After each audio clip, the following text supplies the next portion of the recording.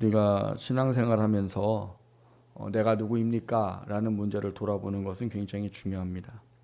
내가 누구입니까? 라는 문제를 오늘은 이 절박한 환경과 상황 속에서 어떻게 하는 게 신앙인의 모습이냐, 이런 부분들을 함께 돌아보려고 합니다. 우리나라 속담에 보면 그런 말이 있습니다. 물에 빠지면 지푸라기로 잡는다, 이런 말이 있죠. 물에 빠지면 지푸라기로 잡는다, 이 말의 핵심은 그런 것 같아요. 사람이 다급한 상황이 되면 뭐 이것저것 가리지 않고 뭐라도 붙잡게 있다, 이런 말인 것 같아요. 여러분, 지푸라기라는 게 뭡니까? 마른 풀이죠. 마른 풀. 그냥 풀은 그래도 조금 뭐 끈기가 있을지 모르지만 마른 풀은 어떻게 해요?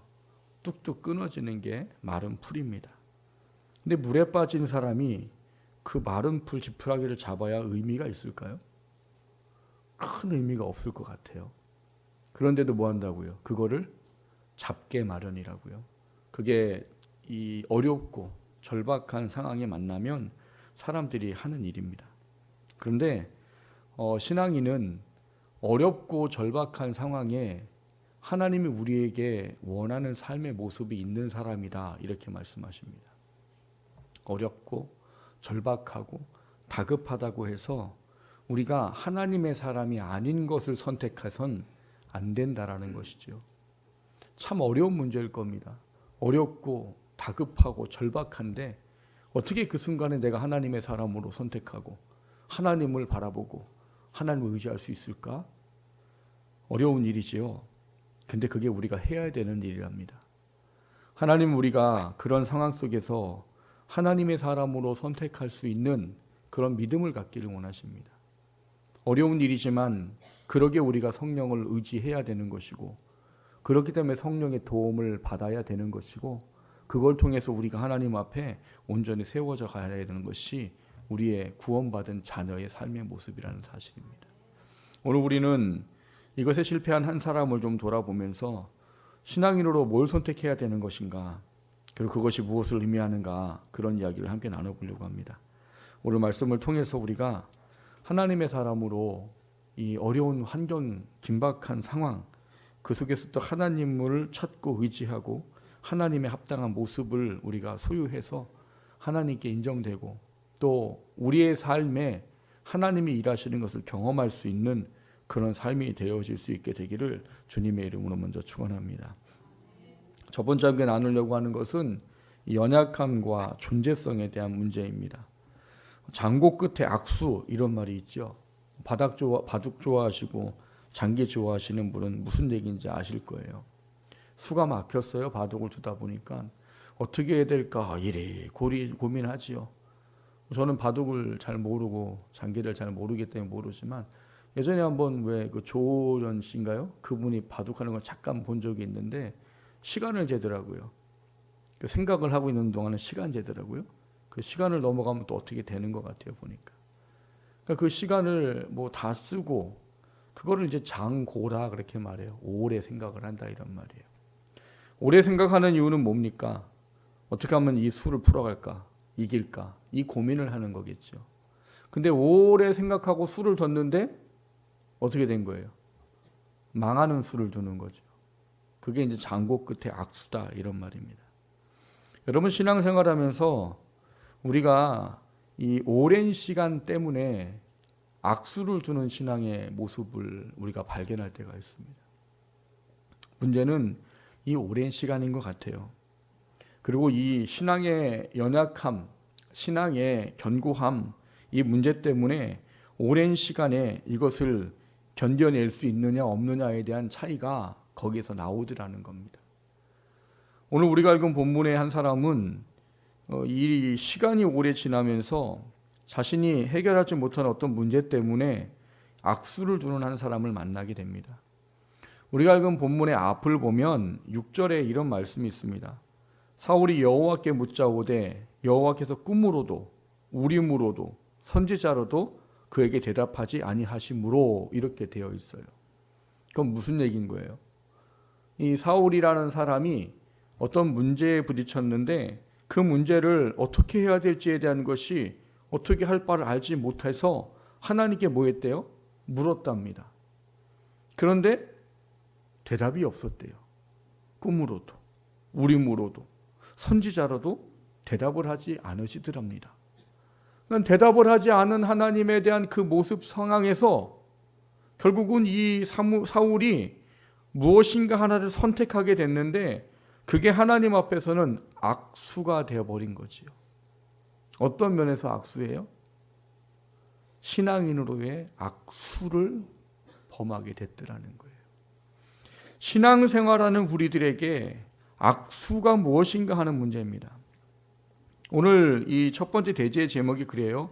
연약함과 존재성 그런 거예요. 여러분 우리는 하나님을 믿는 사람들입니다.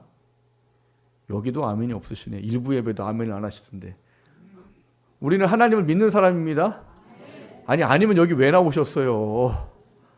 예수님을 믿는 사람이죠. 그래서 우리를 뭐라고 말합니까? 그리스도인 이렇게 말합니다. 그리스도인이란 말은 뭡니까? 그걸 나한테 물어보면 안 되죠, 목사님. 그리스도는 뭐예요? 그리스도가 하신 말씀대로 살아가는 사람이라고 붙여진 별명이 그리스도인이에요. 그래서 안디옥 교회 사람들에게 제일 먼저 붙여진 이름이지요. 사도 바울이 1년 동안을 그 안디옥 교회에서 가르치니까 사람들이 갑자기 변하기 시작하는 거예요. 그 안디옥 지역 사람들이 야 쟤네들 왜 저런데 도대체? 전에 내가 알던 사람이 아닌데? 그랬더니 쟤네들 뭐 그리스도를 믿기 시작했대.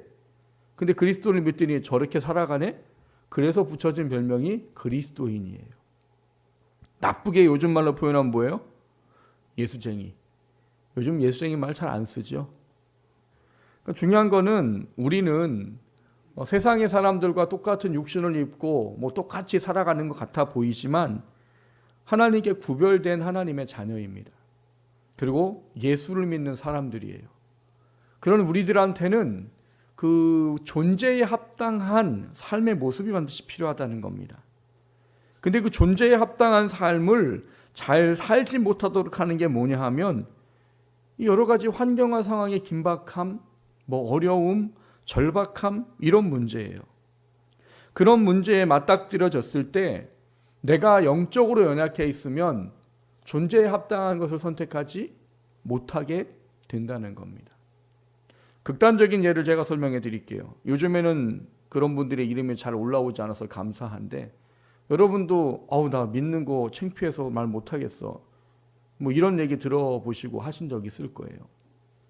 그분의 대부분이 누구에 있는가 하면 목사님들 이야기예요. 목사님들.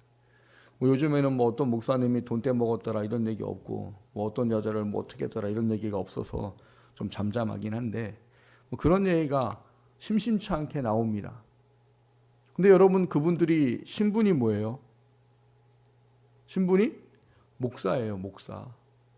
여러분 목사가 여자를 성추행하고 성폭력하면 되나요? 세상 사람도 그렇게 하면 안 된다고 하잖아요. 그래서 요즘 미투 운동이 난리를 치고 있잖아요. 저는 개인적으로 그런 생각합니다. 이게 좀 더 오래 갔으면 좋겠어요. 그래서 좀 드러날 게 다 드러나서 제발 좀 정리될 건 정리됐으면 좋겠어요.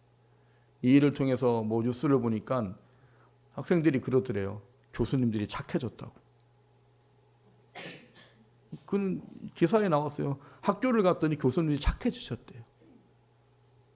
근데 이런 일이 벌어져야 돼요. 직장 갔더니 상사가 변했더라고. 이런 얘기가 나와야 돼요. 근데 세상 사람들도 그렇게 하면 안 된다라고 손가락질하는 거예요. 근데 목사가 여자 성도를 성폭행한다, 성추행한다. 이거를 도대체 어떻게 받아들여야 될까요? 예전에 새가족반을 할 때 성도 한 분이 물어보시더라고요. 목사님, 도대체 그분들 대단하신 목사님들인데 그분들 왜 그러시나요? 그럼 제가 뭐라고 대답을 해야 돼요? 제가 안 그랬습니다.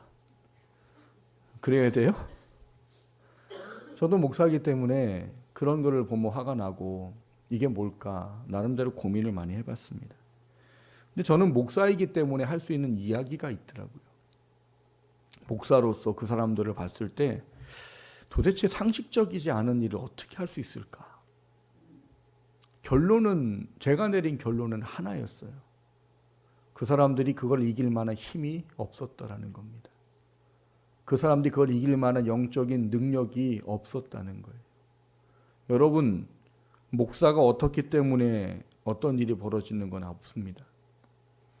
그분이 아무리 놀라운 일을 하고 뭐 전 세계적으로 놀라운 뭐 어떤 일을 한다고 하더라도 그들이 하나님과의 긴밀한 영적인 교제가 없으면 누구나 넘어지는 겁니다. 저는 사역자이기 때문에 그거를 압니다. 뭘 아느냐? 저는 제가 하는 일이 뭡니까? 어제도 9시부터 7시까지 대신방을 했어요. 그러니까 뭘 제가 해야 되는 일이죠. 대신방은 사실은 어렵지 않습니다. 저한테는. 하는 것 자체는. 근데 뭐가 어려워요? 설교 준비하는 거예요. 여러분도 알다시피 제가 원고를 드리잖아요. 여러분 올해의 말씀을 원고를 준비해서 드리잖아요. 그거를 준비하려면 한 집당 적어도 2시간 이상은 잡고 해야 됩니다.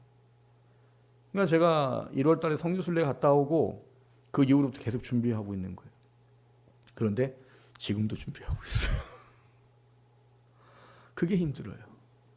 근데 여러분, 그럼 제가 다른 때보다 성경을 보고 이 사역을 위해서 기도를 하는 시간이 길까요? 안 길까요? 길어요. 제가 요즘 집에 11시 이전에 들어가 본 적이 없어요. 집이 어딘데요? 3층이에요. 1층이 제 사무실이고 3층이 제 집이에요. 그런데 11시 이전에 들어가 본 적이 없어요. 뭐 때문에요? 신방 설교 준비하느냐고. 하루 종일 신방하고 와서도 또 그 다음 거, 그 다음 거 준비를 해야 되는 거지. 그러면 여러분, 제 신앙이 더 클까요? 안 클까요? 안 큽니다. 왜 그럴까요? 그건 저를 위해 하는 게 아니고 다른 사람들 준비하는 거기 때문이에요. 목회자들이 오해하는 것 중에 하나가 그겁니다. 내가 하나님의 일을 하는 것이 성경 보고 가르치고 준비하는 거다 보니까 그게 내가 하나님과 교제하는 거라고 착각하는 거예요. 그건 일입니다. 교제는 따로 해야 되는 거예요. 목사도 큐티 해야 되고 새벽에 기도해야 되고 저녁에 시간 내서 기도해야 되는 거예요. 그리고 하나님께 이길 힘을 달라고 저도 싸워야 되는 거예요. 그런데 저도 요즘에 저녁에 기도하는 게 지금 한 3주 동안 멈춰 있어요. 왜요? 설교 준비해야 되니까. 그럼 마음은 이렇게 시작해요. 하나님, 오늘 제가 11시까지 성경 공부해서 설교 준비하고 제가 기도하고 가서 자기 해주세요. 11시까지 막 정신없이 하다 보면요, 내려가고 싶으면 안 생겨요. 죄송합니다. 안 생겨요. 그리고 어디서 기도하느냐? 그냥 제 사무실 바닥에 엎드려서 기도 정말 짧게 합니다. 얼마 정도요? 길어야 5분일까요? 하나님, 너무 힘들어요. 내일 신방이 있는데 하나님, 신방도 이렇게 해주세요. 물론 새벽에 또 기도해요. 하지만 또 저녁에 이렇게 기도하고 하나님 가서 잘게요. 그리고 올라가서 자요. 만약에 여러분 제가 1년 동안 신방을 하잖아요. 어떻게 될까요? 제 신앙은 바닥으로 떨어집니다. 제가 해결한 건 그거였어요. 그렇게 능력 있다고 말하는 목사님, 대교회 목사님, 근데 어떻게 상식적이지 않은 일을 할까?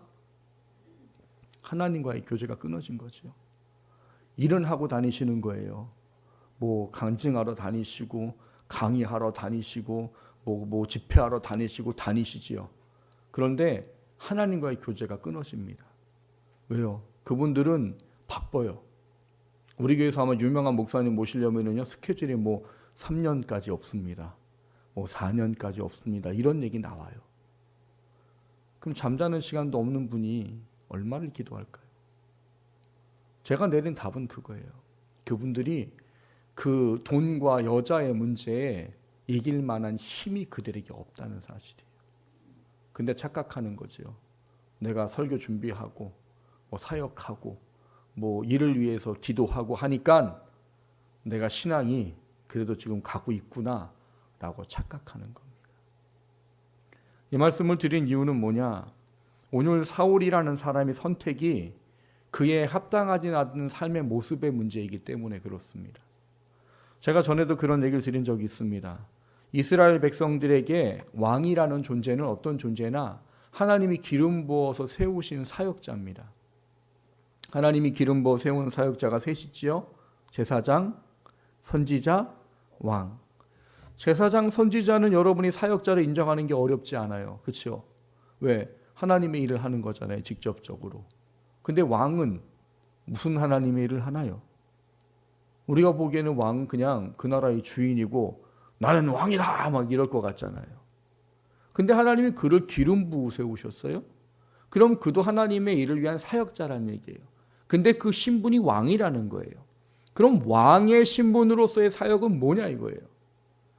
왕의 신분으로의 사역은 답이 있어요. 뭐라고 되어 있느냐? 야, 왕이 되면 율법을 복사해서 그 침상에서 주야로 읽도록 시켜라 이렇게 말합니다. 우리가 보기엔 그건 누가 해야 되는 것 같아요? 제사장이 해야 될 것 같고 선지자가 해야 될 것 같아요. 근데 왕한테 그렇게 하라고 그래요. 왜? 왕은 하나님의 말씀에 순종하고 살아가는 것이 무엇인지를 백성 앞에 본을 보이는 사역자예요. 그래서 왕이 하나님 말씀대로 순종하고 살면 그 백성들은 순종하고 삽니다. 근데 그 말씀을 왕이 버려버리고 우상을 섬기면 백성들이 다 우상 섬겨버려요. 그래서 이 왕이라는 이스라엘의 존재는 하나님의 말씀에 순종하는 본을 보이는 사역자예요. 사울이 왕이에요. 그럼 사울의 사역도 뭐예요? 백성들에게 신앙 순종이 무엇인지를 보여주는 이 사역자예요. 근데 지금 우리가 이 앞에서도 계속 살펴보고 있는데 28장까지 온 사울의 모습은 초기만 하나님의 뜻에 합한 사역자였지 그 뒤로는 하나님을 버리고 자기 멋대로 살아온 사람이었습니다. 그래서 지금 그 상태가 어디까지 갔느냐? 하나님의 영은 떠나버렸고 악령이 임해가지고 왕으로 하지 않아야 될 일들을 하고 다니는 사람이 되어버렸어요. 근데 나라에 이제 어려움이 닥친 거지요. 그 어려움이 뭐냐? 블레셋이 쳐들어왔어요. 블레셋은 그때 당시에 가장 강대국이라고 여기는 그런 나라입니다. 그래서 계속 이스라엘을 계속 공격해 왔어요. 근데 이제는 이게 사울이 힘든 상황에 처한 거예요. 그래서 사울이 힘드니까 하나님께 이제 이걸 어떻게 해야 될까를 물어봤던 겁니다. 근데 우리가 아까 얘기 드렸듯이 하나님이 어떤 거로 대답을 안 하셔요. 그러니까 이 사울이 뭘 하느냐? 신접한 여인, 신들린 여인, 이 여인을 찾아가는 일을 하게 됩니다. 지도를 좀 잠깐 보겠습니다. 지도를 보시면 사울이 있는 곳과 이 엔돌이라고 하는 지역에 대한 부분이 있어요. 방송실도 준비 안 됐나요? 보내놨는데 보면 어떻게 되어 있는가 하면 이 사해라는 곳이 있습니다. 사해에 이 서쪽에 위에 이 기브아라는 사울이 있는 지역이 있어요. 그 기브아에서 90km 북쪽으로 올라가면 엔돌이라는 지역이 있습니다. 근데 이 엔돌이라는 지역이 쉽게 말하면 이스라엘의 제일 끝에 부분이에요. 끝에 부분. 변방, 변두리 이런 거예요. 근데 왜 이 신접한 여인이 지금 엔돌이라는 지역에 있는가 하면 이 사무엘상 28장 3절에 보면 이런 말이 있습니다. 사무엘이 죽었으므로 온 이스라엘이 그를 두고 슬피 울며 그의 고향 라마에 장사하였고 사울은 신접한 자와 박수를 그 땅에 쫓아내었더라 이렇게 돼 있어요. 지금 신접한 여인이 왜 엔돌까지 이스라엘 변방 끄트머리가 있다고요? 사울이 그들을 쫓아냈답니다. 이 신접한 자, 박수 이런 사람을 쫓아내가지고 지금 어디에 가 있어요? 이스라엘 끝자락에 지금 있다는 이야기예요. 왜 지금 자기가 쫓아낸 사람을 사울이 찾아갈까요? 사울이 이 일을 했을 때에는 뭐 분명한 이유가 있겠죠. 뭐 학자들마다 여러 의견이 있지만 그 얘기를 하면 너무 시간이 길어지고요. 하여튼 무슨 이유인지는 모르지만 신접한 자 박수를 쫓아냈어요. 뭐 그 이유는 뭐 믿음 때문이겠죠. 하나님께서 그런 사람은 돌로 쳐서 죽여라 계명에 넣어 놓으셨기 때문에. 하여튼 그런 이유 때문에 하여튼 쫓아냈어요. 그런 이유가 뭐 이런저런 말이 많지만. 근데 문제는 자기가 쫓아낸 그 신접한 여인을 하나님이 기뻐하지 아니하고 돌로 쳐서 죽이라고 말하는 그 여인을 지금 찾아갔다는 거예요. 90km를 좀 달려서. 90km면 지금 차를 타고 100km의 속도를 달리면 한 1시간 반? 이 정도 될 것 같아요. 90km면. 근데 그 시대에는 뭐 차가 있는 게 아니잖아요. 물론 왕이니까 마차가 있고 뭘 하겠지만 가는 시간이 그리 쉽지 않습니다. 근데 거기를 간 거지요. 왜 갔어요? 용하다는 소문을 들은 거지요. 자기의 지금 현 문제가 뭔가 이거를 좀 답을 찾고 싶은데 이래저래도 답은 안 나오고, 그러다 보니까 사울이 이런저런 고민 끝에 결국 한 게 뭐예요? 신접한 여인을 용하다는 소리를 듣고 찾아간 거예요. 문제는 이겁니다. 지금 사울이 이 여인을 찾아가는 게 이스라엘 왕으로 세움받은 하나님의 사람으로 맞아요? 틀려요? 틀린 거죠. 왜요? 그렇게 하면 결국은 백성들은 사울의 모습을 따라갈 수밖에 없기 때문인 거죠. 믿지 않는 사람들은 삶에 문제가 생기면 뭐 요즘에는 그런 것도 많이 줄었다고 하지만 어디를 갈까요? 점집에 갑니다. 점집에. 그리고 어떤 점집에 가요? 용하다고 하는 점집. 용하다가도 아니고 용하다고 하는 점집에 가요. 그러면 이제 그 문제를 얘기를 하면 이제 뭐 해줘요? 점집에서 해결책을 주잖아요. 어떻게 해요? 노란 종이에다가 빨간색 모로만 이렇게 하고 딱 주면 그거 어떻게 해요? 팬티에다가 꾸미십시오. 벽에다 넣으십시오. 그렇게 하잖아요. 근데 어떤 분 얘기를 들으니까 그러더래요. 매달 문제가 있어서 찾아갔는데 매달 그 문제의 해결에 대한 문제를 매달 똑같은 걸 주더래요. 그거를 굉장히 오랫동안 생활을 했대요. 근데 어느 날 그런 생각이 들더랍니다. 나는 언제 자유해? 맨날 가면 문제가 있다고 그러고 문제를 해결하려면 부적을 쓰라고 하고 그것도 적은 돈도 아니고 맨날 가면 맨날 새로운 문제가 있고 매달 해결을 해야 되고 그러다가 그분이 그 순간 하나님이 역사하셨어요. 그래서 그 주변에서 전도하는 사람들이 이제까지 했던 얘기를 그전에는 그랬대요. 너나 믿으라고 뭘 무슨 코에 걸면 코걸이고 귀에 걸면 귀걸이고 뭐 넌 다 하나님의 은혜라고 말하냐? 뭐 다 하나님의 뜻이라고 하냐? 뭐 다 하나님이 해준다고 그러냐? 근데 그게 들리더래요. 머릿속에. 그래서 그분이 교회를 가야 되겠다 마음을 먹었대요. 그 교회를 와서 말씀을 듣는데 성령의 역사가 있었던 거죠. 그 이야기가 주변에서 말했던 사람들의 이야기가 다 믿어지더랍니다. 그러니까 이제 문제가 생겨도 두렵지 않더랍니다.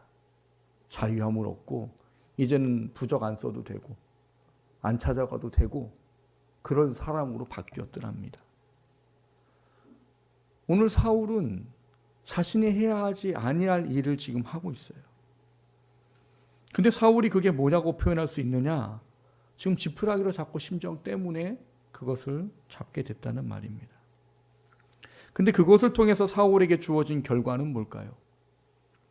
여러분, 지푸라기를 잡고 싶은 심정으로 사울이 그 신접한 여인을 찾아가서 사무엘을 불러 올리고 사무엘이 무슨 얘기를 하는 것을 들었으면 문제를 해결하기 위해서 왔으면 문제가 해결돼야지 좋은데 사울에게 들려진 이야기는 뭐였어요? 사무엘이 예전에 했던 이야기예요. 하나님이 당신을 버렸습니다. 그리고 이제 명확한 또 얘기를 해줘요. 이제 당신의 나라를 다윗에게 줄 겁니다. 그리고 당신과 당신 아들들은 내일 나랑 같이 있을 것이요. 이게 무슨 말이에요? 당신 아들하고 내일 죽을 것이요. 이런 말이에요. 지푸라기를 잡기 위해서 하나님의 사람으로는 하지 않아야 될 일까지 변장을 하면서 갔어요. 그 지푸라기를 잡으려고 잡았어요. 근데 어떻게 됐어요? 뚝 끊어졌어요. 어떻게 해요? 자기가 원하는 답은 없고 당신 내일 자녀들과 다 죽을 것이요. 제가 기도에 대한 설교를 하면서 그런 이야기를 가끔 합니다. 우리는 문제가 해결되면 됐다고 생각하는 잘못된 생각을 가지고 살아갑니다. 우리가 물론 기도하는 이유는 하나님의 도우심을 구하고 하나님의 은혜를 구하는 것 때문이지요. 그런데 사람들이 어느 순간 신앙이 연약해져 버리면 문제가 해결되면 됐다고 생각하는 착각을 가지고 살더라는 거예요. 문제가 해결되면 됐다라고 말하는 것이 문제가 하나님 앞에 합당하지 않아 라고 하는 것인데도 불구하고 우리는 문제만 해결되면 됐다고 생각하는 그런 착각에 빠져 산다는 거예요. 요즘 그런 분 한 분 계시잖아요. 지금 왔다 갔다 하시는 분 계시잖아요. 제가 대통령 선거를 잘 안 합니다. 이서 목사님 이상하네. 아니, 전 나름대로 철학이 있어요. 뽑을 사람이 없으면 안 뽑아요. 저는 대통령 선거를 잘 안 해요. 근데 이분을 제가 뽑았어요. 예수 믿고 서울시를 하나님의 거룩한 도시로 이래가지고 제가 뽑았어요. 그분을 뽑고 1년 만에 제가 하나님 후회했어요. 그래서 제가 요즘 그분을 보면은 우라통이 터져요. 왜 우라통이 터져요? 그분 누구 믿어요? 예수님 믿고 하나님 믿잖아요. 그러면 지금 현실의 상황을 하나님의 사람으로 바라봐야죠. 그리고 내가 어떻게 하나님 앞에 부끄럽지 않은 것인가를 돌아봐야죠. 근데 지금 그렇지 안 하고 있잖아요. 누가 봐도 그 사람 거라고 얘기하잖아요. 어제 기사를 보니까 나오더라고요. 그 어떤 회사잖아요. 그 회사에 회장도 법인카드가 없는데 그분의 아내는 법인카드를 갖고 계셨다잖아요.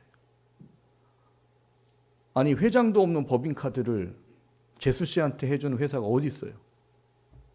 그리고 문제가 일어났더니 법인카드를 회수했다더라 이러잖아요.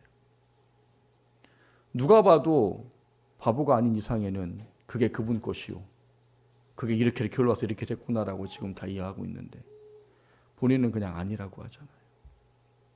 근데 그게 하나님 앞에 볼 때 그게 뭘까요? 그게 그리스도인이 생각해야 되는 모습인 거죠. 사울이 지푸라기를 잡아야 한다고 신접한 여인을 찾아가는 게 그게 잘못된 모습이라는 것과 똑같습니다. 여러분, 우리는 그리스도인입니다. 그리스도인으로 그리스도인 합당한 삶을 선택하는 건 쉽지 않습니다. 어렵습니다. 손해 봐야 되는 거고요. 때로는 참아야 되는 거고요. 하나님의 영광을 위해서는 내가 원하지 않는 것을 해야 되는 때도 옵니다. 근데 그거를 해야 되는 게 그리스도인이라는 것이죠. 근데 왜 우리가 그것이 아닌 다른 걸 선택하게 되느냐?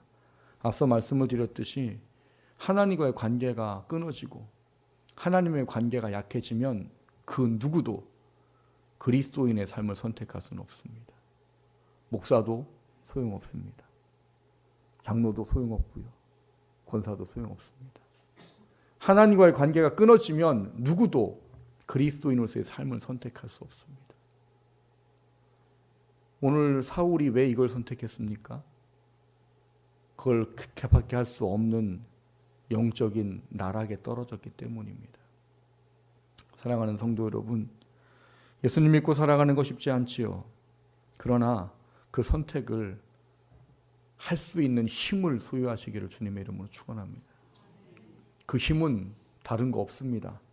하나님과의 긴밀한 교제를 통해 하나님이 주신 힘을 가지고 하나님이 원하는 것을 분별하고 그분이 원하는 것을 행할 수 있는 것을 소유해야만 가능한 겁니다. 그거 없으면 다 똑같아요. 여러분 손가락질 하지만 그 손가락질하는 위치에 나도 가 있을 수 있습니다. 아니, 내가 서 있은지도 몰라요. 사랑하는 성도 여러분, 연약함이 우리를 그리스도인답게 선택하지 못한다는 사실을 돌아보시길 주님의 이름으로 축원합니다. 바른 선택을 할 수 있는 저와 여러분 되시기를 주님의 이름으로 선택합니다. 두 번째로 나누고자 하는 것은 위탁의 삶입니다. 아니, 왜 우리 존재에 대한 이야기를 해야 되는데 연약하면 하나님의 말씀대로 살 수 없다고 하는데 왜 이 주제를 가지고 위탁에 대한 이야기를 하는가 하는 부분이에요. 여러분, 새가족반을 하면 2과에 보면 믿음에 대한 이야기를 합니다. 오늘 이제 주일 새가족반 하시는 분은 오늘 그걸 하게 될 텐데요. 2과에 보면 믿음에 대한 이야기를 하는데 첫 번째 부분은 그런 부분이에요. 예수를 구주로 믿고 고백하는 것이 무엇이냐의 그 믿음이에요. 두 번째는 예수를 믿고 산다는 게 무엇이냐에 대한 믿음을 다룹니다. 근데 거기에 보면 믿음의 사람이 무엇인가라는 이야기에 대해서 답이 두 개예요. 하나는 뭐냐? 결단이 필요하다는 거예요.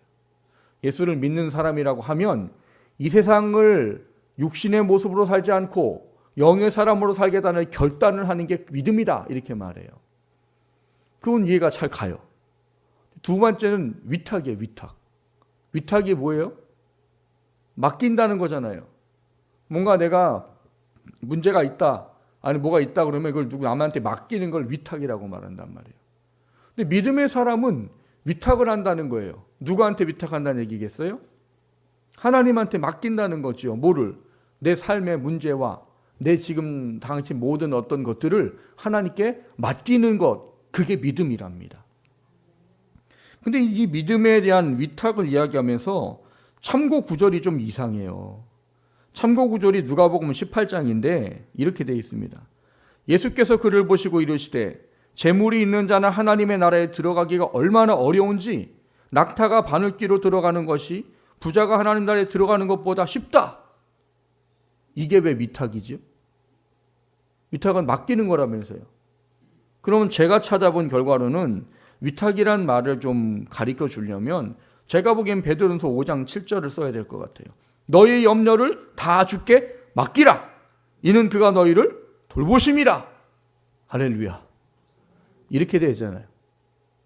아니면은 마태복음 21장 20절을 보면 너희가 기도할 때 무엇인지 믿고 구하는 것은 다 받으리라 하시니라. 할렐루야.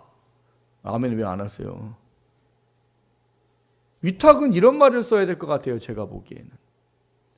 근데 왜 구절을 오카는 목사님이 쓰신 책인데 그분은 왜 누가복음 18장을 썼을까? 저는 이거를 준비하면서 처음에 이게 당혹스러웠어요. 왜지? 왜 위탁이라는 말을 하면서 믿음에 대해서 누가복음 18장 부자는 하늘나라 들어가기가 어렵다. 낙타가 바늘귀로 들어가는 것보다 어렵다. 왜 이걸 썼을까? 여러분 왜 이 말을 썼을까요? 위탁인데 하나님께 맡기는 건데. 제가 이 이야기를 할 때 예를 들어드리는 게 그런 거예요. 오늘 새가족반 하시는 분은 귀를 막으세요. 이따 또 들어야 되니까.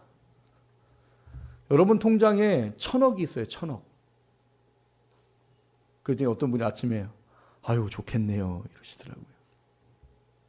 1,000억이 통장에 있는데 100억을 가지고 해결될 문제가 터져버렸어요. 그럼 여러분 근심 걱정 고민을 할까요 안 할까요? 할 리가 없지요. 왜? 나 1,000억 100억 정도야 뭐 10분의 1인데 해결할 수 있지요. 근데 문제는 여기서 믿음이 판가름 나더라는 겁니다. 1,000억이 있어서 100억의 문제를 해결할 수 있는 상황이지만 믿음이 있는 사람은 그거를 해결하기 전에 하나님을 찾고 하나님 어떻게 해야 됩니까를 묻고 뜻을 찾는 게 그게 그리스도인이라는 거예요. 부자가 왜 천국 가기 어렵다고요? 여러분 같으면 1,000억 있는데 100억짜리 문제를 가지고 하나님께 나와서 찾겠습니까? 그게 온전한 믿음이 없으면 안 된다는 거예요.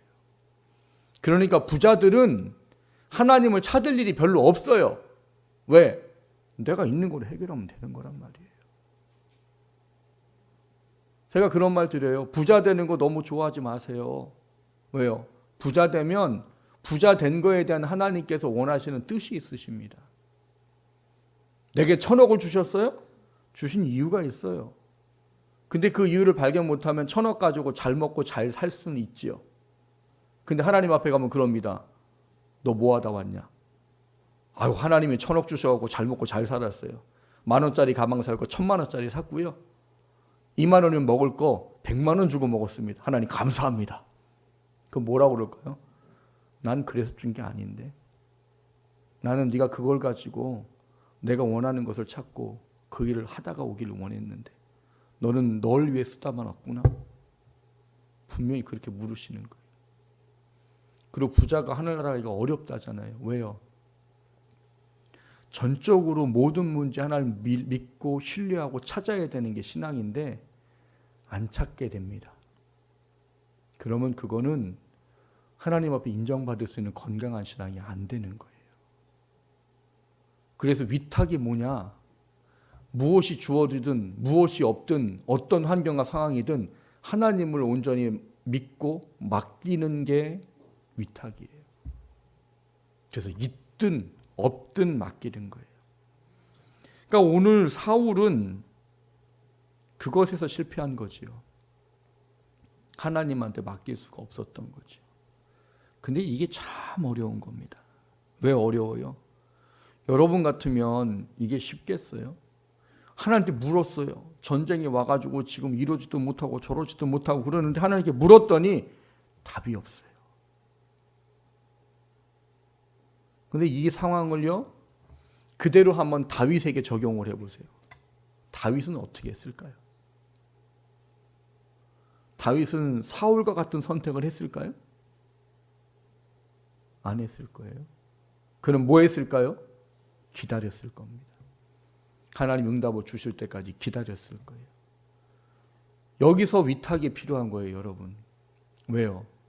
우리는 지금 절박하고 긴박한 문제를 만났을 때 하나님을 찾고 기도하고 있는데 응답이 없으면 자꾸 내가 원하는 것들을 하려고 해요.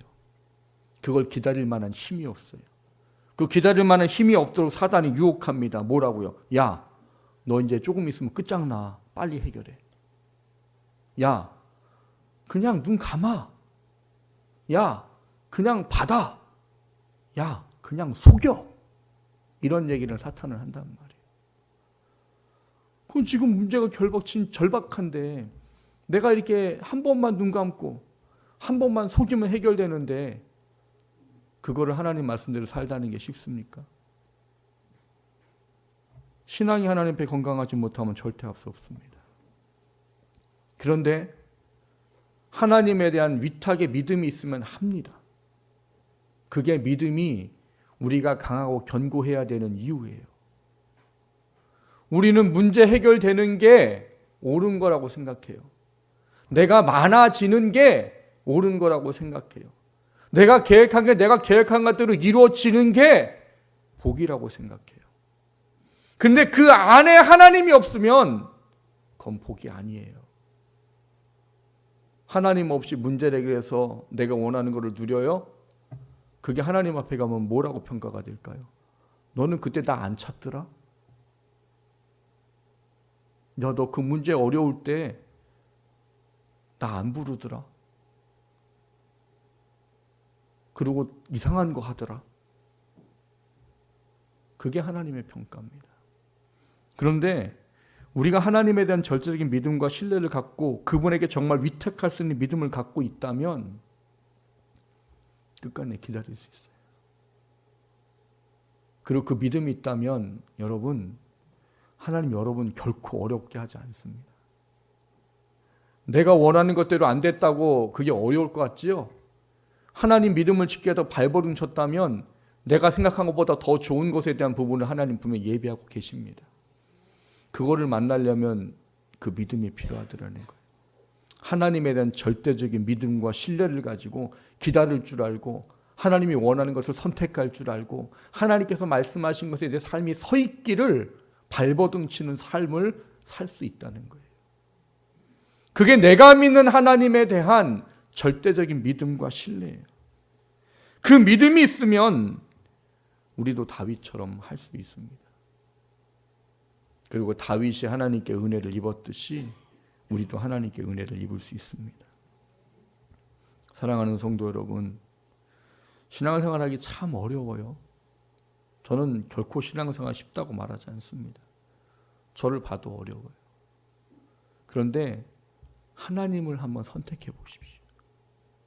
그리고 그 속에서 일하시는 하나님의 놀라움을 좀 경험해 보십시오. 그게 신앙이에요. 그게 믿음이에요.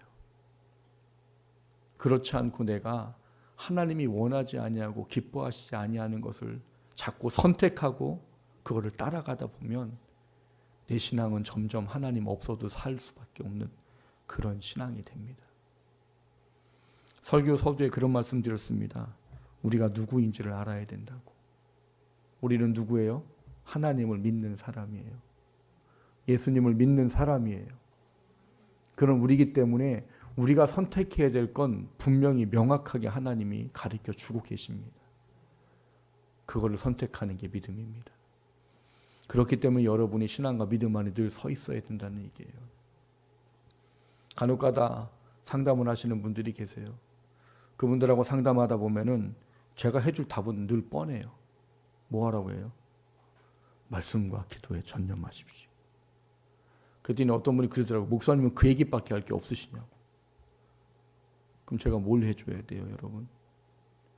저는 여러분들한테 세상으로 어떠한 것을 해야 잘 선택되고, 어떻게 해야 부해지고, 어떻게 해야 더 유익하고, 그런 거를 알려줄 사람이 아니에요.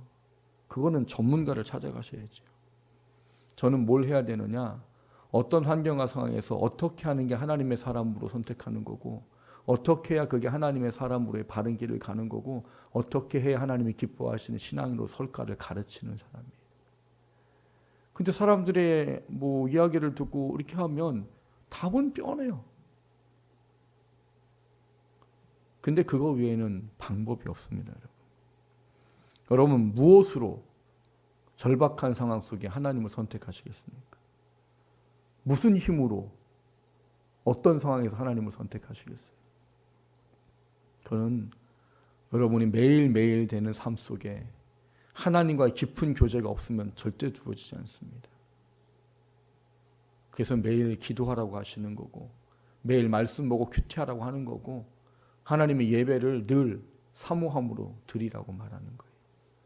그거 외에는 그리스도인으로 하나님께서 원하는 걸 선택할 수 있는 방법은 없기 때문입니다. 다른 거로 신앙 성숙할 수 있습니까?